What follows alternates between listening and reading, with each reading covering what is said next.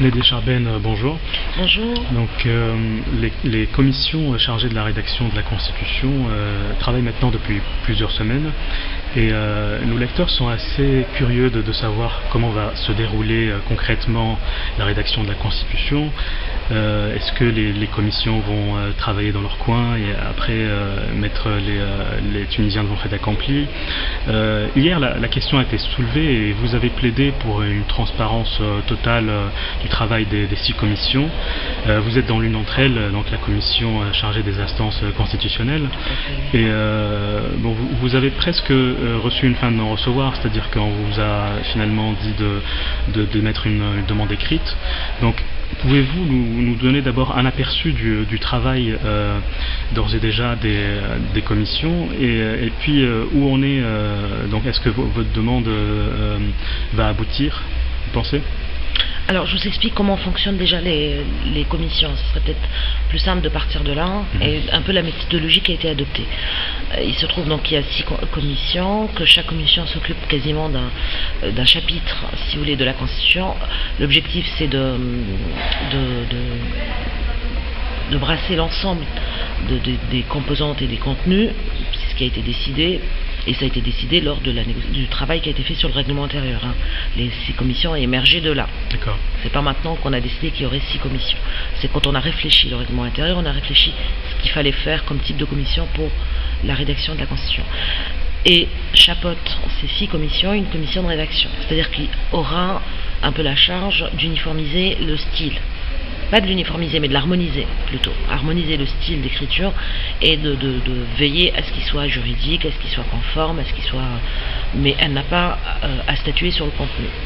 Les commissions sont souveraines et chaque commission va proposer dans son cadre, celle qui va s'occuper par exemple du préambule aura la charge du préambule, elle n'aura pas la charge de s'occuper d'autre chose. La nôtre, nous on s'occupe des instances constitutionnelles, il y a des choses qui vont se recouper avec celles qui travaillent sur la question de la justice, on aura besoin de faire de la concertation, de nous voir à un moment ou à un autre, de décider qui fait quoi.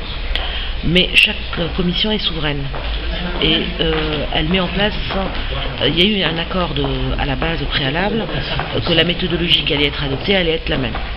C'est-à-dire qu'on partait de la page blanche. Parce qu'on avait le choix. Il y a plusieurs constitutions qui ont été proposées par la société civile, par des experts, par des partis politiques, par différentes composantes, qui étaient sur des modèles soit participatifs pour les unes, soit une élaboration d'un travail qui a été fait en commission, par exemple celle de l'UGTT, par un ensemble d'experts de l'intérieur de l'organisation syndicale, ou celle des experts juridiques qui a été proposée par Hayat Machour. Bon, et puis celle du PDM, de FR, du PTT, il y a des partis qui ont aussi travaillé sur un contenu. Il y avait 2 possibilités dans la méthodologie. Il y avait soit de démarrer de constitution, d'un exemple, soit de partir de la page blanche. Le choix a été fait de partir de la page blanche, tout simplement, lorsqu'on part d'un exemplaire déjà rédigé, on est orienté un peu dans la manière d'appréhender le texte et le contenu, et ça oriente un peu les contenus. C'est-à-dire, ça ne vous empêche pas de rajouter autre chose, mais vous rajoutez sur quelque chose, vous le greffez sur quelque chose d'existant. Vous n'êtes pas sur la même latitude. Et on est parti avec l'idée de travailler un peu comme un grand brainstorming, si vous voulez. Par exemple, les instances constitutionnelles, on a commencé par lister toutes les instances qu'on souhaitait voir. On en est arrivé à un chiffre assez important d'une 30aine. Et on sait très bien qu'on ne va pas faire 30 instances constitutionnelles, c'est impensable. En l'état actuel, c'est impensable. Donc l'objectif, c'est pendant plusieurs séances, là, ça fait quasiment 5 séances où on travaille à faire un tri. Est-ce que ça mérite d'être constitutionnalisé ou pas? Est-ce que les prérogatives de celle-ci ne s'emboîtent pas avec une autre? Je vous donne un exemple, par exemple. La question de la transparence est posée.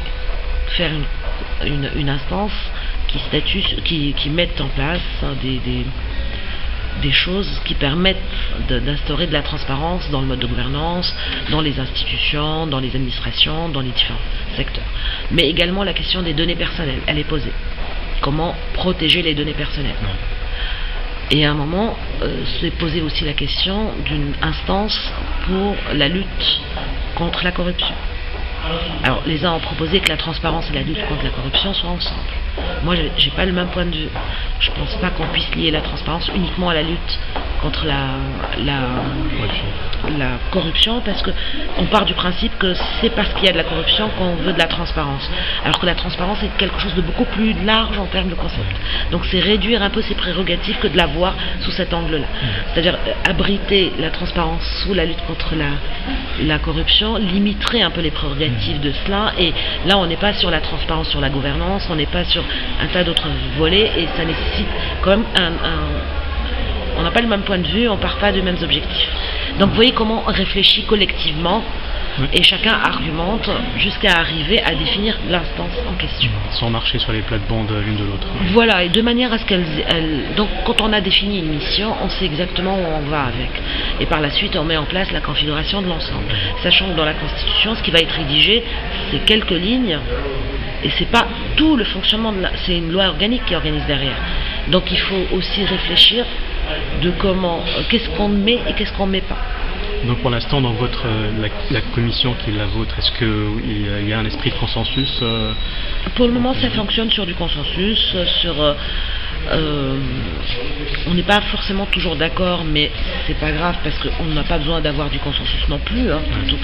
Parce que moi je peux vouloir défendre une instance qu'un autre ne veut pas, et je la présenterai à la séance plénière s'il le faut.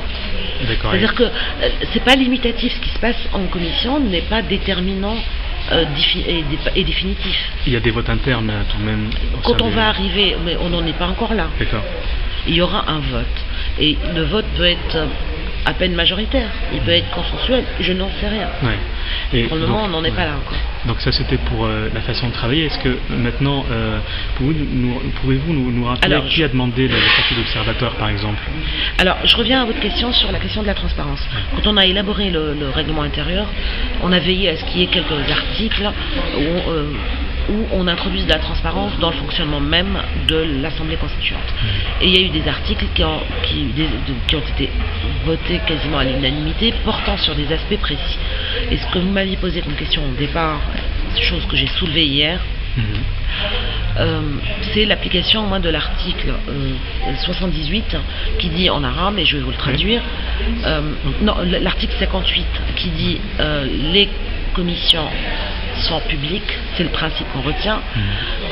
Par contre, d'une décision générale de la commission elle-même, d'une majorité, elle peut décider le secret. Mais l'article 78 dit le secret ne s'applique pas aux commissions constitutionnelles. On peut le Donc lire en arabe. C'est-à-dire toutes les commissions qui ont un rapport avec la Constitution ne sont pas concernées par le secret. Voilà. Qu'est-ce que j'entends par là, qu'est-ce que je comprends, c'est qu'elles sont publiques. Alors, comment définir? Jusqu'à maintenant, il y a la presse qui vient, la télé, les radios, les journalistes peuvent assister à ces commissions-là. Des organisations de la société civile ont demandé un statut d'observateur. Jusque-là, il n'y a pas eu de réponse claire à ce propos. Le JTT a demandé, la Ligue des droits de l'homme a demandé, des coordinations d'associations de femmes. Moi je sais, à Nebel, il y a une coordination à Tilef de 14 associations qui ont demandé également. Je ne sais pas s'il y a eu d'autres demandes de formuler ou pas dans ce sens-là. Et jusqu'à maintenant, moi j'ai pas eu de réponse hier de qui décide. M. Philippe Rebel avait l'air de dire que c'était il n'y aura pas d'observateur.